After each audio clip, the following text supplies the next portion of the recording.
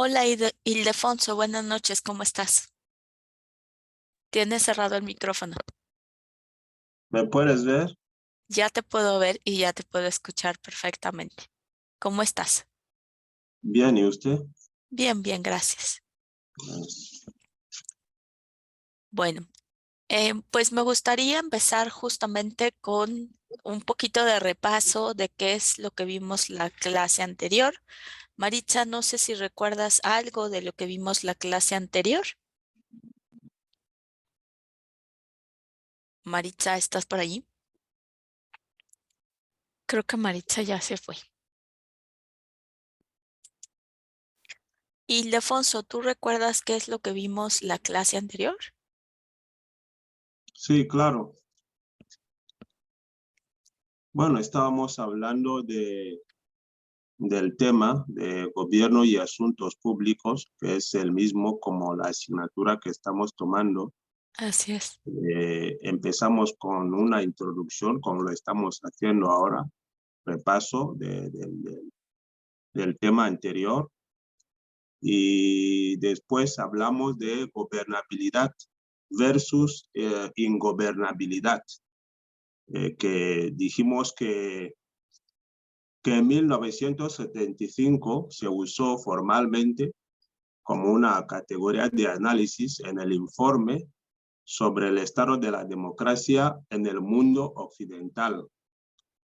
Pero en el mundo oriental o del este, ese término se empleó en los años 80, efectivamente en Europa del Este, para referirse a la capacidad para controlar o evitar conflictos sociales que pusieran en riesgo lo que es la democracia, ¿no?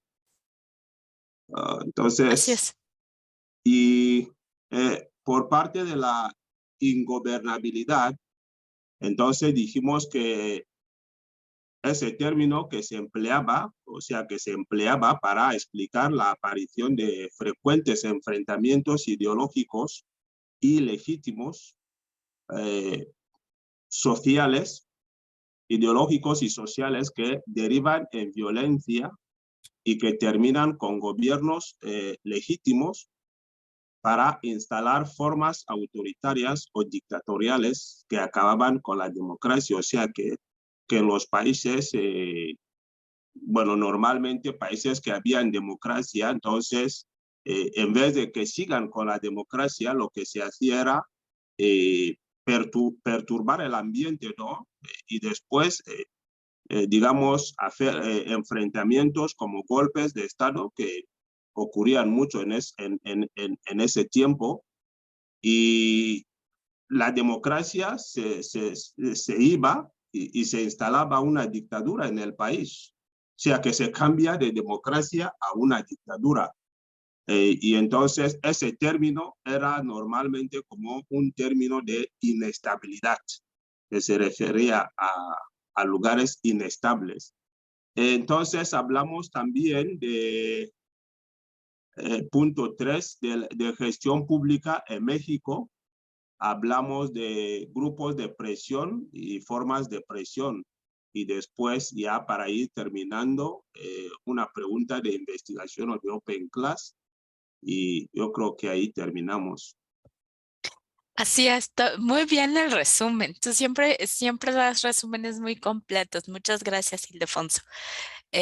Vamos a dar inicio entonces a nuestra sesión. Creo que la verdad ya no diste oportunidad de mayor comentario. Muchísimas gracias por el resumen, que efectivamente fue lo que estudiamos la semana pasada. Y esta semana vamos a empezar con un nuevo tema que tiene que ver con el tema de gobernabilidad y gobernanza.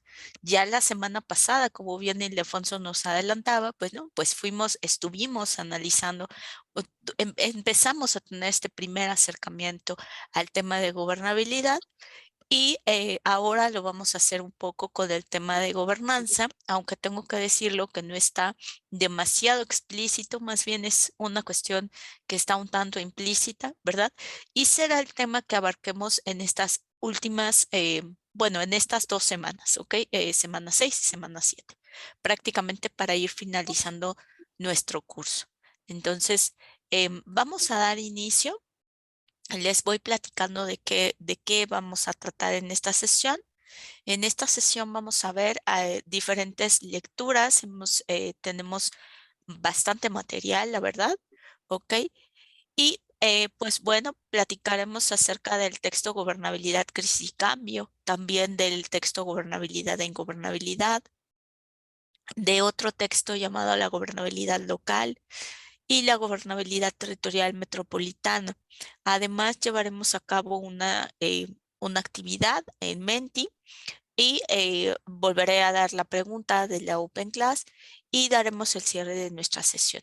Entonces, para comenzar, platicaremos acerca de nuestro objetivo de la sesión. Y el objetivo, pues justamente es el de examinar la gobernabilidad y la gestión pública mediante el análisis de la respuesta estatal ante circunstancias críticas y diversas problemáticas sociales para proponer mejoras de acción. ¿Ok? Ese es el objetivo de nuestra unidad. Entonces será un objetivo compartido para la siguiente semana. Así que, bueno, pues vamos a dar inicio. Como siempre, les pido que en caso de duda, pregunta, comentario, queja o sugerencia, lo hagamos a través de dos vías. Una, a través del chat. Yo estaré aquí pendiente de sus comentarios. Y el segundo, que lo realicen a través de la voz, del uso de la voz, pero siempre solicitando la palabra a través de levantar su manita. Entonces, aquí están los dos mecanismos de comunicación. Buenas noches a todos quienes se van uniendo a la sesión y vamos a dar inicio entonces. Bueno. Pues comenzaremos con el texto de Alcántara, que nos habla justamente acerca de la gobernabilidad, crisis y cambio, algunos elementos para el estudio de la gobernabilidad de los sistemas políticos en épocas de crisis y cambio. Y pues justamente platicaremos acerca de... vamos a empezar con esta pregunta. ¿Será la política capaz de resolver los problemas sociales o no? Frente a todas estas crisis que estamos viendo en el mundo, frente a la pandemia que tuvimos, ¿será de verdad que la política es capaz de resolver los problemas o solamente es un paliativo? ¿O qué sucede? A ver, ¿quién quiere participar? Adelante, Ildefonso, y después iría Blas, por favor. Bueno, en mi opinión, yo creo que sí, la política es capaz de resolver los problemas sociales, porque aquí en la política estamos hablando normalmente de lo que es el bien común, por lo que cuando hablamos del bien común es para resolver los problemas que asolan a la sociedad. Y precisamente por eso está la política.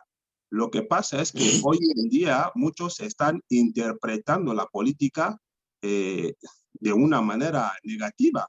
Con la política es un término que sí está ahí para resolver los problemas sociales. Voy a reiterar porque busca el bien común.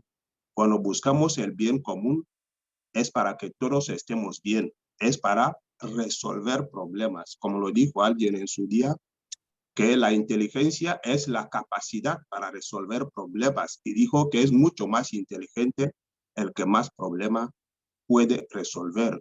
Por lo tanto, los políticos son personas inteligentes que buscan la solución de los problemas sociales. Muchas gracias, Ildefonso. Bueno, pues vamos con Blas. Blas abriste tu micrófono, no sé si querías comentar algo.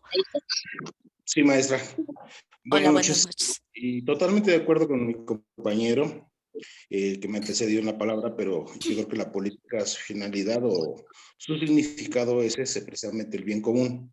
Desgraciadamente, bueno, en nuestros tiempos hemos visto que se ha ocupado para otras cosas menos para agilizar o para solucionar los problemas sociales que tenemos y entendemos. Así es. Hemos estado pasando por unas crisis que vienen de sexenios y sexenios, y bueno, pues hoy nos toca, como decimos vulgarmente, lo más pesado, pero yo creo que para mí, y con mucho respeto, es un paliativo porque desgraciadamente cada día vemos más pobres y vemos también más ricos. Pocos ricos, pero más. Pero más ricos, ¿no? La diferencia, esa brecha que se va Sí, aumentando cuando uno ve justamente los informes sobre pobreza mundial, te exacto. escandalizas, ¿no? El 90% de la riqueza está en manos del 10% de la población, mientras que, perdón, el 1% de la población, mientras que el 99% nos distribuimos el resto del Producto Interno Bruto. Entonces, justamente de ahí nació ese movimiento famoso de Somos el 99%, ¿no? No sé si lo Efectivamente. recuerdan por ahí. Wilbert, adelante. Gracias, buenas noches. Hola, Eh, buenas noches. sí, yo también estoy de acuerdo en el tema de que sí, la política será capaz, bueno, no sé, igual y voy a cambiar la pregunta o la volveré a una oración, será capaz de resolver los problemas sociales tanto como la sociedad se quiere involucrar en esa resolución. Y ahí hablamos de conceptos como si no fueran personas, porque tenemos que hablar de personas al final del día. Entonces, yo creo que si las personas no se interesan, ya hablábamos ahorita de la educación está a un par de clics para muchas personas que quisieran y que se utiliza para otra cosa.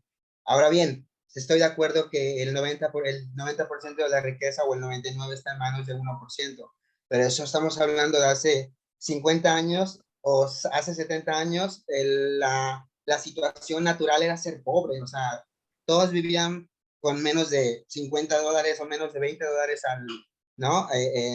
Entonces, yo creo que hay que hablar de un contexto en el que estamos viviendo. Vivimos en promedio 80 años y queremos como creo que tenemos que resolver nuestros problemas o tratar de resolverlos dentro de nuestro contexto sin tener que molestarnos porque alguien lo logró más que otros o, ¿sabes? Yo creo que hay herramientas y la política es justo eso, acercarlas a la gente y no solamente hacer las cosas por ellos, que eso son lo que hacen los programas sociales desde mi punto de vista.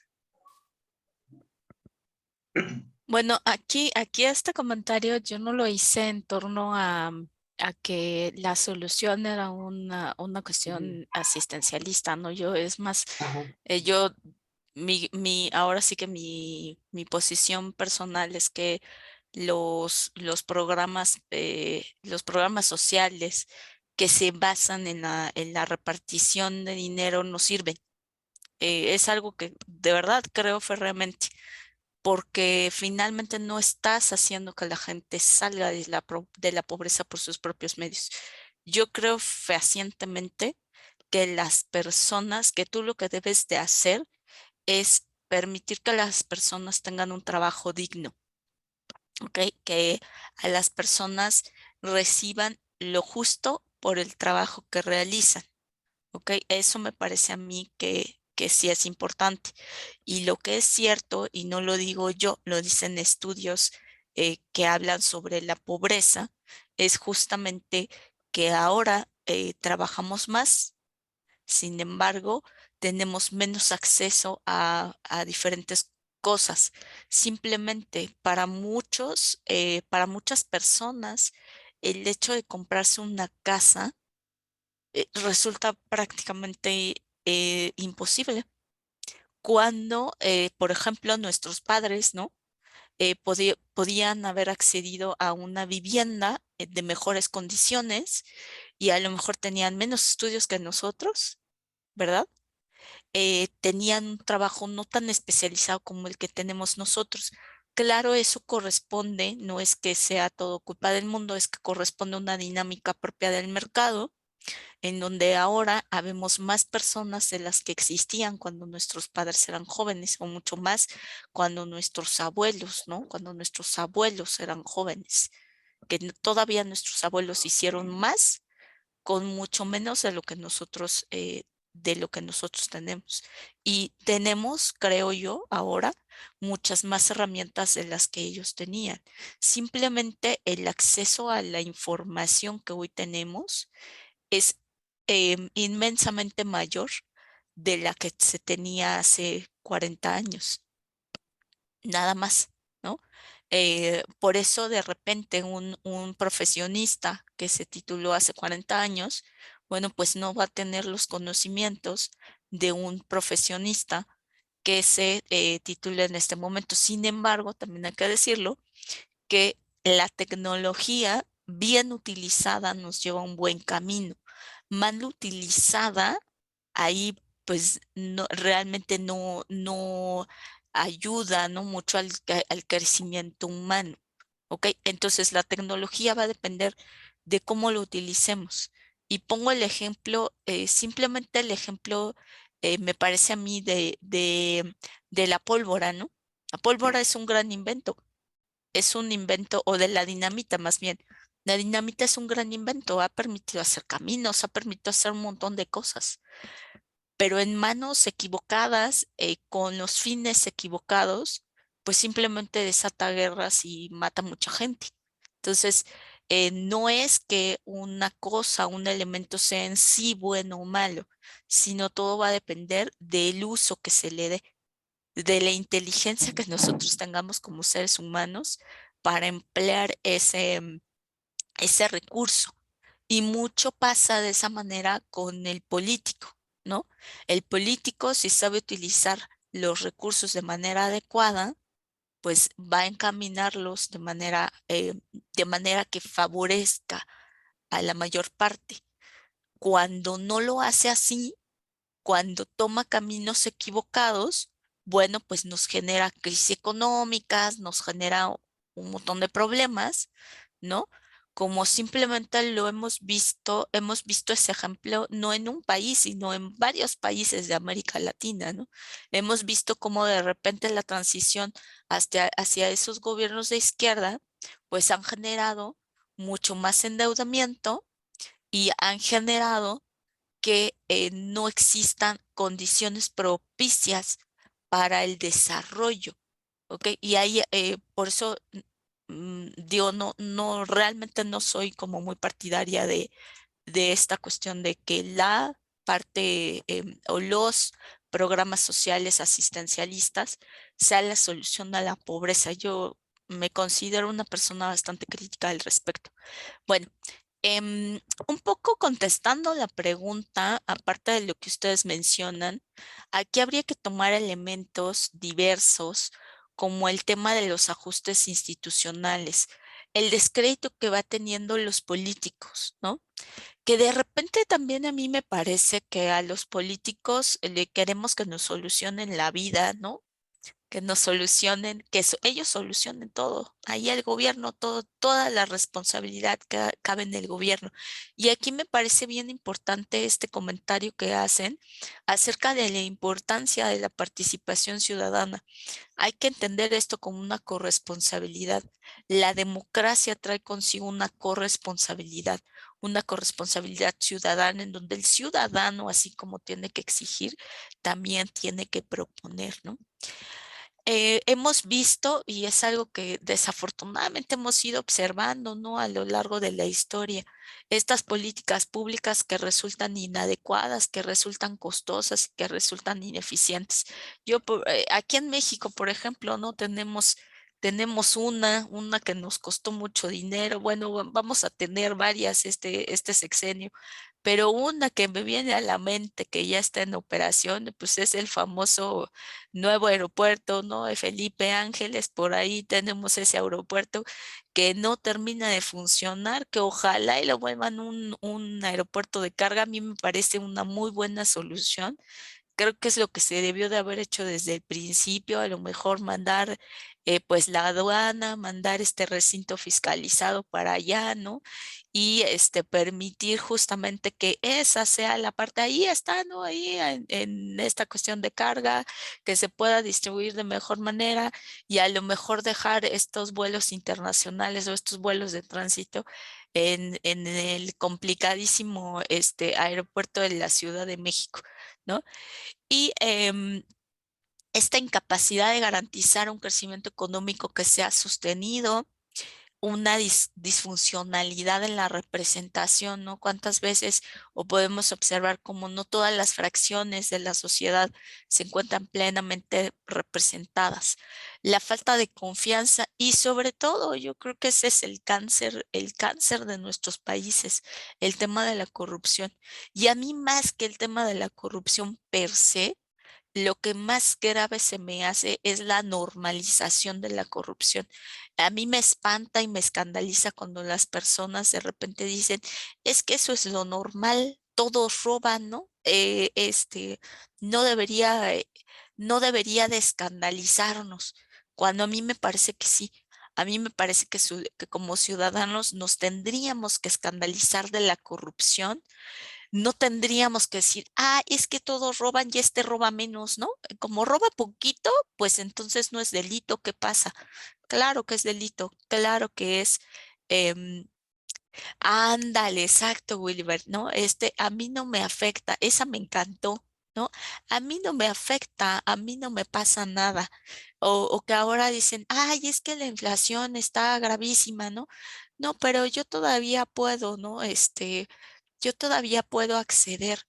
Pues sí, pero hay personas que no pueden y hay personas que se les está complicando mucho la vida con esta situación económica que estamos pasando en el país. No es en el país particularmente, pero no solo en nuestro país, porque la inflación ha sido un fenómeno o está siendo un fenómeno común en diferentes países, ¿no? Entonces, por ahí justamente eso, ¿no?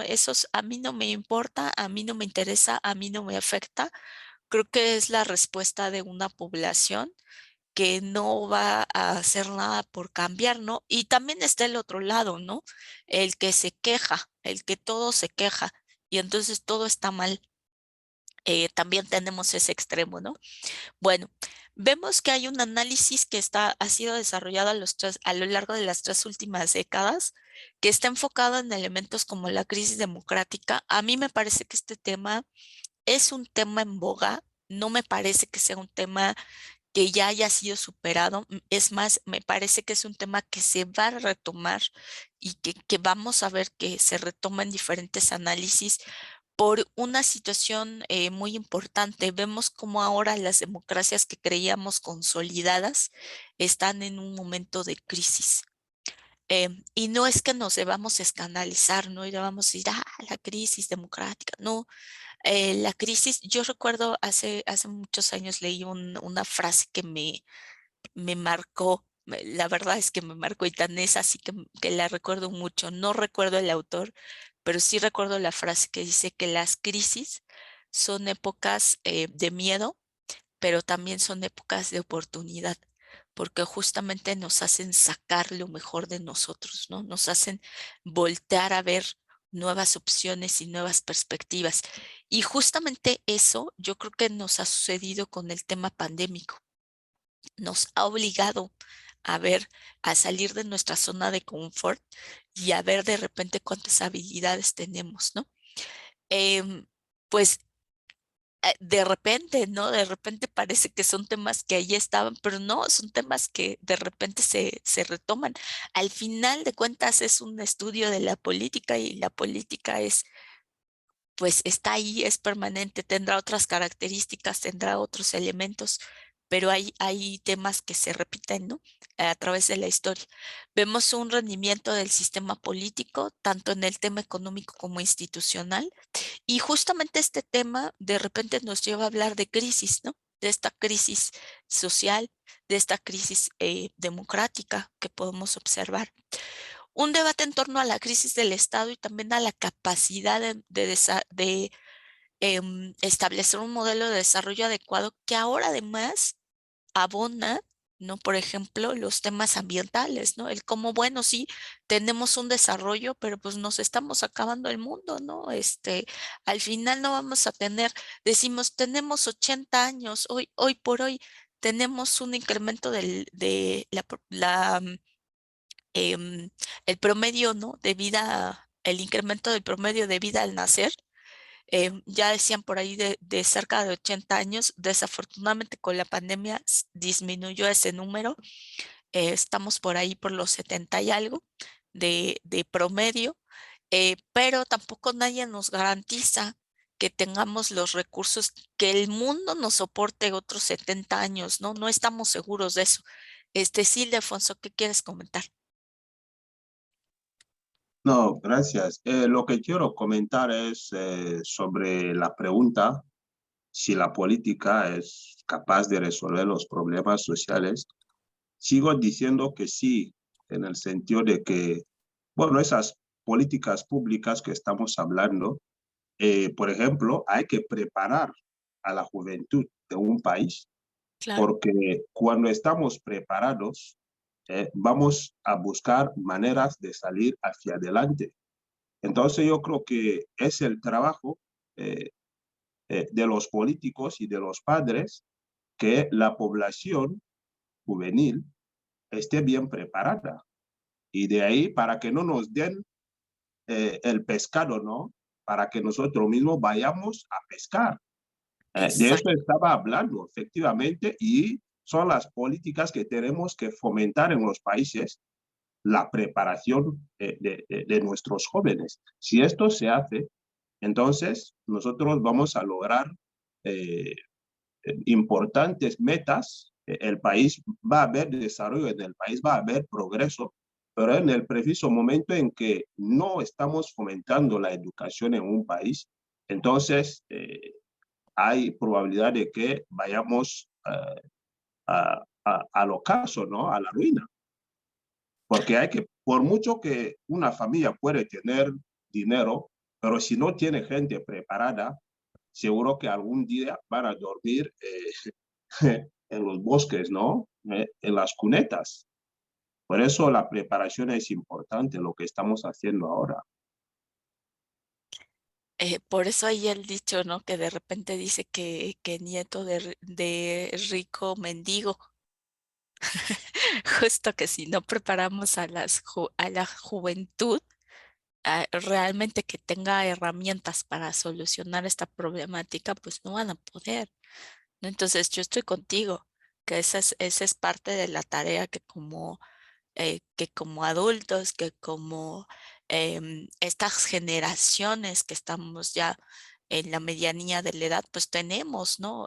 Con los jóvenes, justamente la parte de prepararlos para que tengan mejores herramientas de las que nosotros tenemos. Van a tener un mundo más difícil sí o sí. Eso es un hecho innegable. No van a tener un mundo más difícil. Se las hemos puesto muy complicado, desafortunadamente. Oigan, chicos, estoy viendo por aquí que hay una persona que no tiene su nombre. Recuerden cuando ingresen a a la sesión, colocar su nombre. También se pueden renombrar. Hay unos puntitos al lado de su nombre donde dice participantes. Hay unos puntitos y renómbrese. Es importante que ingresemos con nuestro nombre porque de esa manera me permite pues hablarles, ¿no? Como tal. Bueno, platiquemos un poco de de la democratización. Y hay que decir que la democratización, nos guste o no, es un fenómeno que ha ido acompañando del cambio, de cambio económico. Nos vemos en la década de los finales de la década de los 80, de mediados de la década de los 80 prácticamente, y principios de la década de los 90, un cambio muy importante en el caso de América Latina, ¿no? Vemos cómo empieza esta ola del tema de la adopción del neoliberalismo, y lo cierto es que el neoliberalismo, nos guste o no, y podemos ser todo lo crítico que queramos con el neoliberalismo, pero lo cierto es que el neoliberalismo trajo consigo elementos de mayor democratización en los países, ¿no? Entonces, así como vemos acompañada esta ola neoliberal, pues también la vimos acompañada con una ola democratizadora, ¿no? Al contrario de lo que ha sido un tanto cíclico, porque el otro día estaba yo reflexionando, ¿no? Sobre cómo hemos visto de repente esta transición de gobiernos de izquierda a gobiernos de derecha y viceversa, ¿no?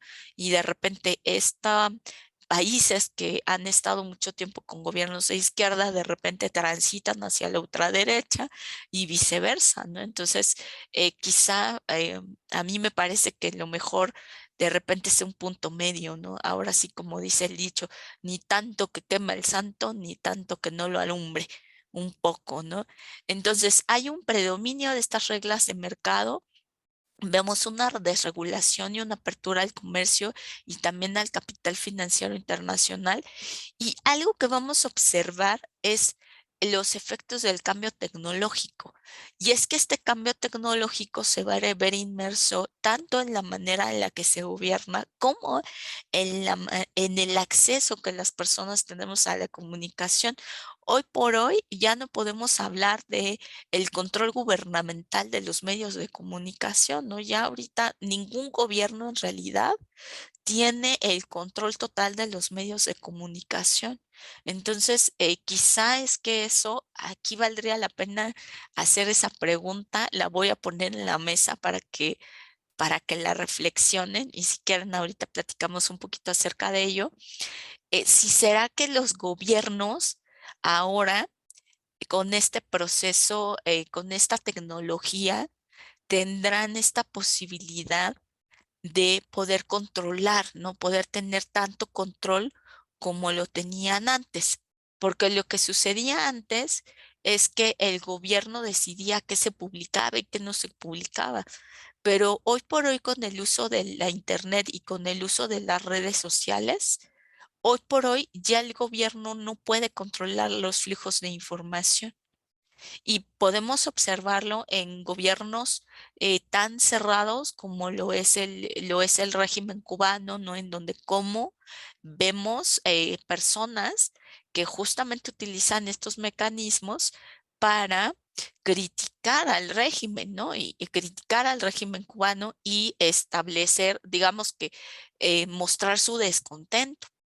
Y aunque, bueno, siguen siendo perseguidos políticos, pero tienen estas otras vías.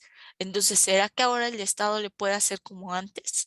Que se prohíba, que realmente se regule, que realmente la información o toda la información que se llegue sea sesgada, que realmente haya un manejo de de la información o ya no. A mí me parece que por lo menos es más difícil, ¿no? Ahí sí me van comentando, lo leo, lo retomo ahorita, ¿ok? Y hay un elemento que nos lleva a la crisis, ¿no? Esta lectura nos habla justamente de crisis y valdría la pena decir, a ver, ¿qué es la crisis, ¿no? ¿O qué vamos a entender como crisis?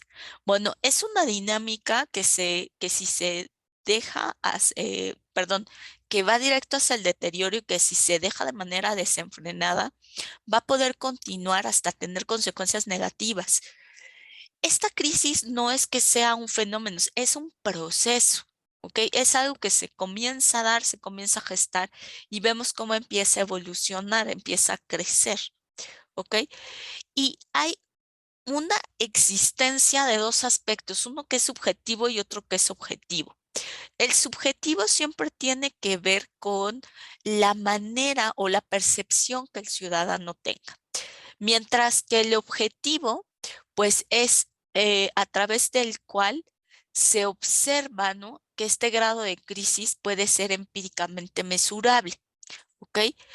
Em, Vemos un momento de crisis en la historia llamado el de este estado de bienestar, ¿no? De repente estos gobiernos paternalistas, de estos gobiernos que todo lo decidían, pues empiezan a verse en la incapacidad de solucionar o de dar estos niveles de bienestar que se necesitaba para la población.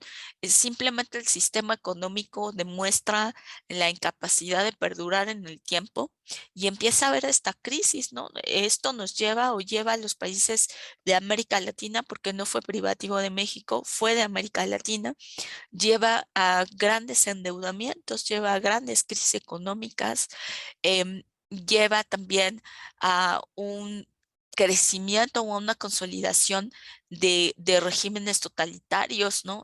A cuestiones menos democráticas. Todo esto va acompañado, ¿no? Y este descontento generalizado, pues va generando esta crisis. Y también tenemos por otro lado esta crisis de gobernabilidad, ¿no? En donde observamos cómo todos estos fenómenos, incluido este descontento o esta insatisfacción de la población, pues lleva a generar una crisis en el sistema, ¿no? Y hay algunos elementos que deberíamos de tomar en cuenta. Por ejemplo, el rendimiento de la política pública, el nivel procedimental que iba teniendo el gobierno, la descentralización y el mal funcionamiento. Y es que no es que la descentralización en sí sea mala. Hemos visto cómo en algunos sistemas la descentralización ha funcionado cuando se hace bien. em, y en otros la centralización. La verdad es que hemos vivido procesos de uno y otro lado, ¿no? Vemos cómo aparecen sistemas electorales y partidos políticos que, por ejemplo, en el caso de México nos estamos dando cuenta cómo este sistema de partidos no está llevando a la representatividad, ¿ok?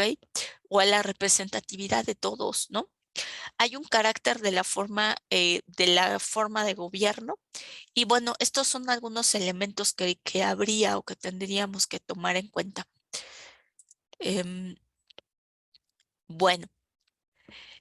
Hablando un poco acerca de la democracia y la gobernabilidad, pues hablaremos del tema democrático, que en el tema democrático, esta va a respetar la lógica de la igualdad política, mientras que la gobernabilidad va a respetar la lógica del poder.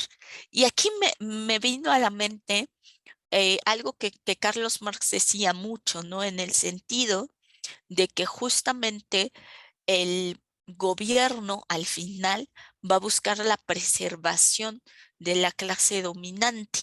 Y a veces esa clase dominante, pues puede ser la dueña de los medios de producción o bien también puede ser la que ostenta el poder, porque justamente esa que es dueña de los medios de producción mantiene a cierta élite política con la finalidad de garantizar los beneficios que hasta el momento ha alcanzado. A ver, voy a leer por aquí que Teresa nos menciona, dice que la crisis puede ser provocada por la insatisfacción de la población, efectivamente, ¿no? En cuanto a la gobernabilidad, pues vemos que es una situación que va a concurrir eh, un conjunto de condiciones favorables para la acción del gobierno del carácter medioambiental o bien que son intrínsecas a este y que se desprende de la interacción entre gobernantes y gobernados, la relación entre capacidades de gobierno y las demandas políticas que tenga y la capacidad del desempeño gubernamental a través del tiempo. Entonces, la gobernabilidad va a estar muy enfocada o va a estar muy relacionada con la capacidad que los gobiernos tengan para satisfacer las demandas societales, ¿no? Justamente. Entonces, si nosotros hablamos de gobernabilidad, bueno, hablaríamos de esto, de esta capacidad gubernamental para poder resolver las problemáticas que se presentan. Hay un elemento que es fundamental, sobre todo en los modelos democráticos, que es la legitimidad, ¿no? Y que es la legitimidad que no viene sola, sino que viene acompañada, tiene que ser una legitimidad democrática, porque esta será la única plausible. Deberá de estar basada en ausencia de desafíos concretos, como la aceptación consciente y mayoritaria por parte de las ciudadanías de determinadas reglas, que también vale la pena mencionar que estas reglas son escritas y no escritas, ¿no? Hay acuerdos tácitos más que escritos que se deben de respetar. Uno de ellos, que es algo que hemos visto que se ha roto en diferentes países, es la aceptación de la pérdida, ¿no? Cuando un candidato pierde, lo tiene que aceptar. Es una de las reglas del juego. Cuando tú juegas te sientas a jugar un juego de mesa, bueno, pues si pierdes, tienes que ser un buen perdedor, ¿no? Decir, bueno, pues ya perdí, ni modo, me tocó, ¿no? Ahora le tocó al otro ganar y te acompaño en tu triunfo, ¿no? Un mal jugador, pues será aquel que no sepa perder, y eso mismo sucede en el término de la democracia, ¿no? En cuanto a la ingobernabilidad, pues vemos que esta es una situación disfuncional que va a dificultar la actividad y la capacidad gubernamental, un poco aumentando, ¿no? A esta temática que ya estudiábamos la clase pasada. Entonces, ¿cuáles son las dimensiones, de acuerdo con Flisch, cuáles son las dimensiones de la gobernabilidad? Primeramente, que el gobierno debe tener capacidad de adoptar oportunamente decisiones, es decir, no solamente adoptar la decisión y la mejor decisión, sino que hacerlo de manera oportuna. Pensemos en cuántos países hubiese sido diferente la situación si se hubiesen tomado medidas preventivas de manera oportuna frente a la crisis pandémica. Voy a mencionar el caso de Corea del Sur, porque el caso de Corea del Sur fue muy curioso. En Corea empezaron a ver, estamos hablando de un país asiático, de un momento cuando todavía no sabíamos que el COVID era COVID, ¿no?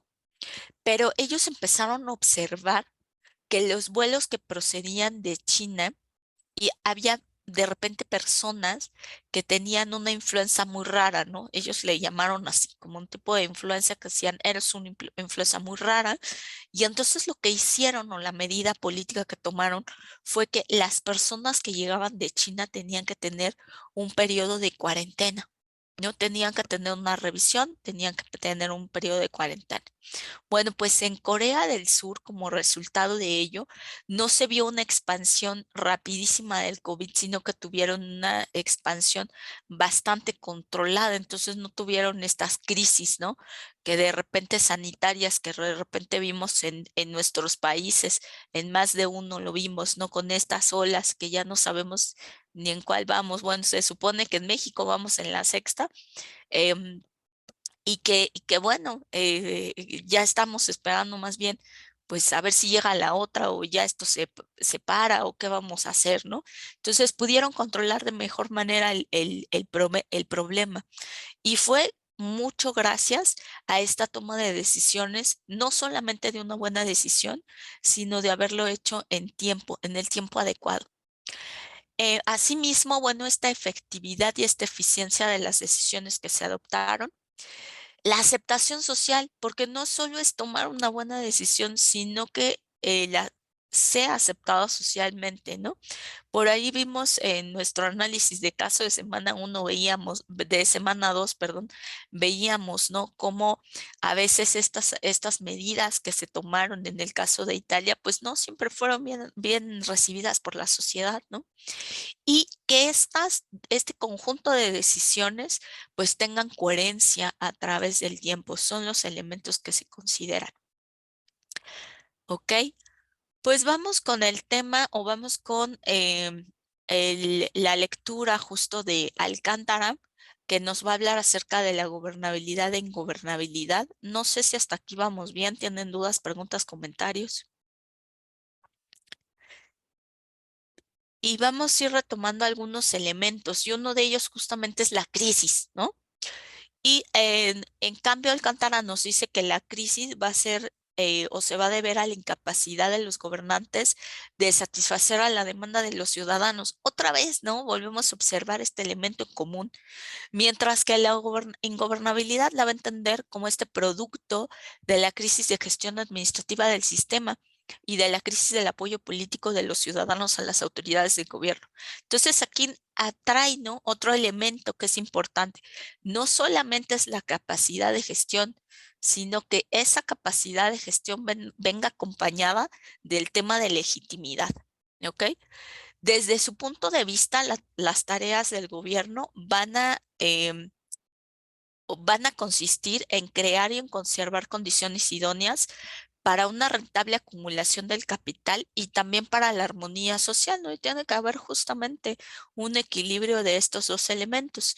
Nos dice que el uso de la fuerza va a ser em, va a ser un elemento comúnmente aceptado. Sin embargo, que cuando ésta se ocupa de manera unilateral para ayudar a una clase a acumular capital a costa de otras, bueno, lo que va a suceder es que va a perder la legitimidad y que se va a socavar sobre las bases de la lealtad y del consenso. Y también nos dice que es un medio totalmente legítimo, ¿no? Em, para demostrar esta supremacía del poder que el gobierno tiene frente al resto de los ciudadanos. Nos invita a hacer algunas reflexiones sobre la gobernabilidad y la primera de ellas es que la organización va a favorecer la democracia, que hay un incremento en la participación política, pero que ésta deberá forzosamente de ir acompañada por una institucionalización. Nos dice también que eh, va a haber una reducción de la confianza de los ciudadanos, ¿ok? Y que, ay, perdón, va a haber una reducción de la confianza de los ciudadanos respecto a las instituciones y una falta otra vez, perdón, de la reducción de la confianza de los ciudadanos respecto a las instituciones y también una falta de credibilidad de estos gobernantes, lo cual va a disminuir la capacidad que estos tengan para las soluciones, es decir, menoscaban su legitimidad, ¿ok? Y que actualmente los sistemas políticos son más difíciles de gobernar de lo que eran de manera previa, ¿no? Porque hemos visto cómo las problemáticas se van complicando, ¿no? Lo decíamos hace un momento, ¿ok? Bueno, como ven, él va retomando algunos elementos que ya habíamos visto en la primera lectura.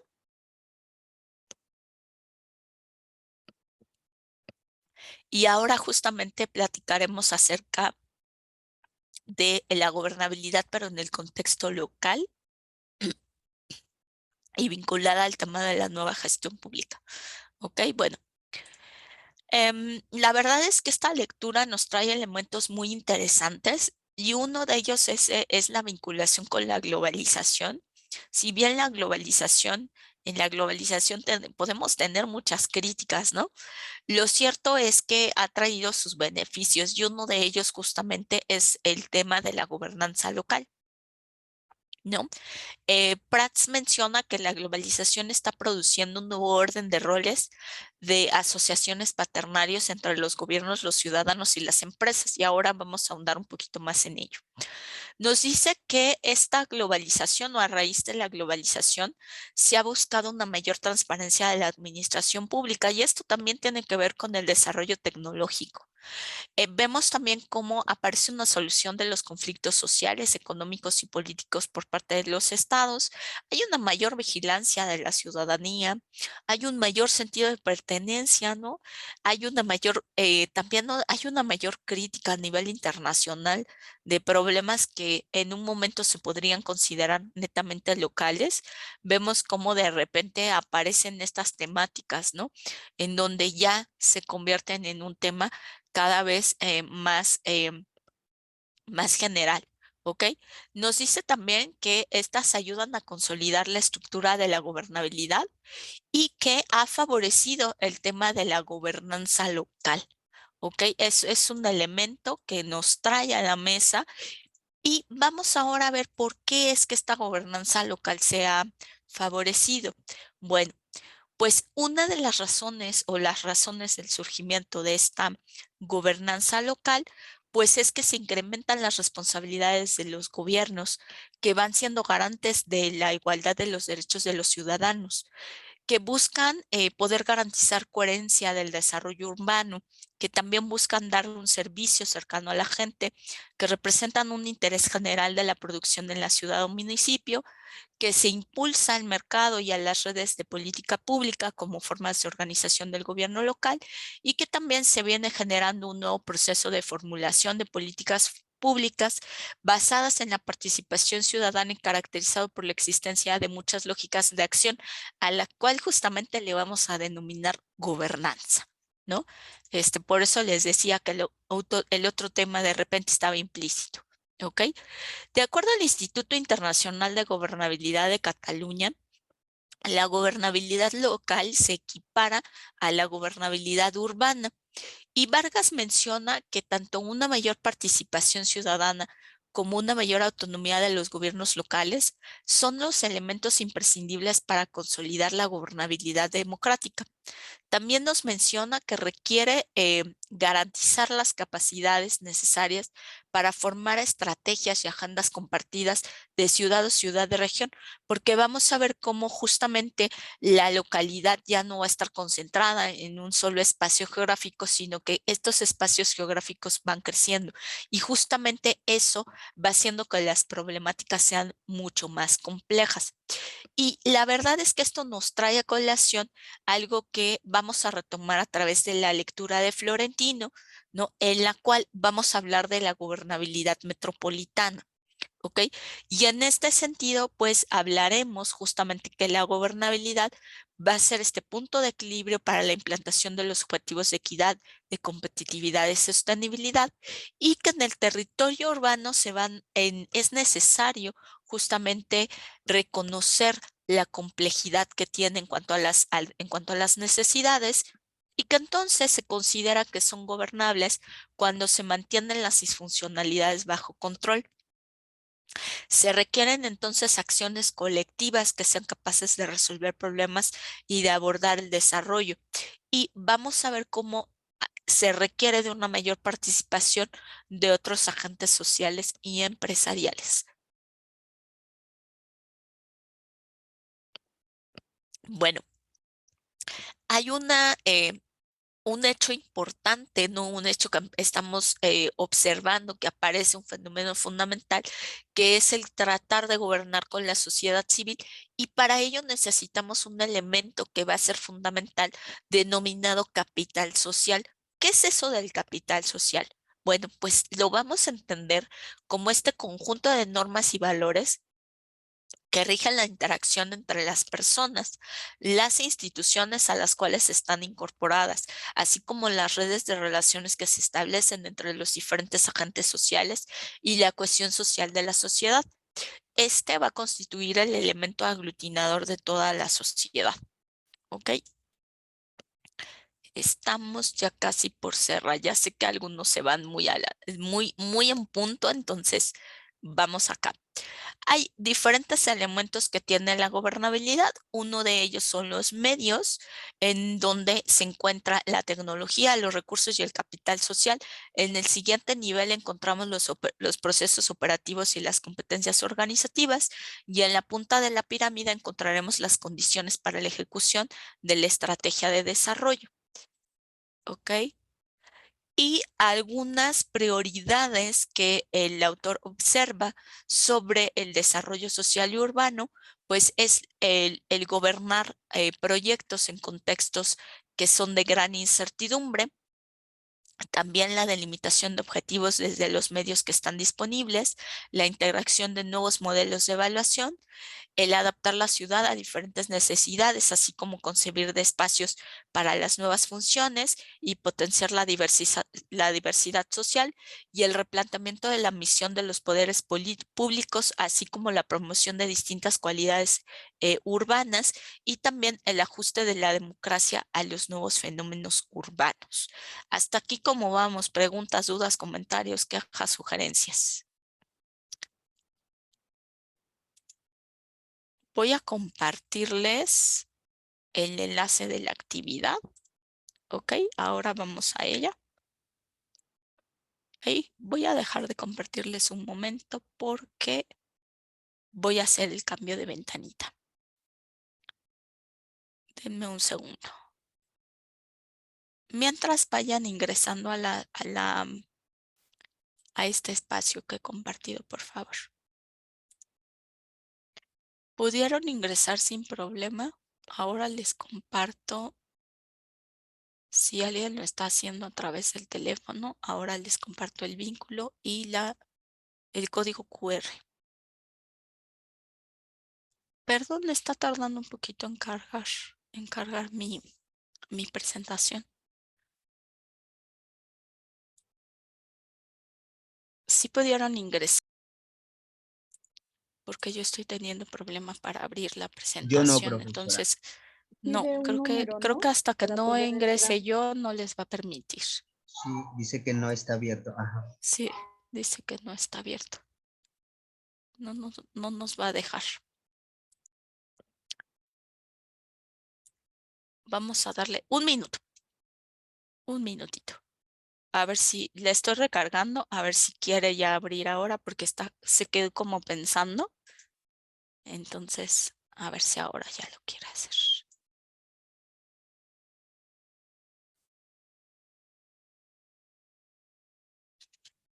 ¿Algo le pasó? No, creo que algo pasa que no está funcionando. No está funcionando la aplicación. Bueno, creo que les voy a deber la Profesora, no actividad. se puede ingresar, no No, sale en inglés. yo tampoco puedo ingresar. Si me sale en inglés y me pide un código y le pongo mi código de matrícula, no me sé. Sí, no es tu matrícula, es el código del juego, pero yo tampoco puedo ingresar. Algo ha de estar pasando en la página porque a mí tampoco me deja ingresar. Y Ah, si está yo no fallida. ingreso, ustedes tampoco les va a permitir. Entonces, creo que vamos a dejar pendiente la actividad Para la próxima clase, para sí. la próxima clase. Así que repasan y lo hacemos de repaso. ¿Sale? ¿Les parece? Está bien, eso. Ok. Gracias. Bueno, pues vamos directamente a la pregunta de la Open Class y en esta ocasión será, bueno, ¿qué es la gobernanza? ¿Ok? Multinivel, ahí está la investigación, ¿no?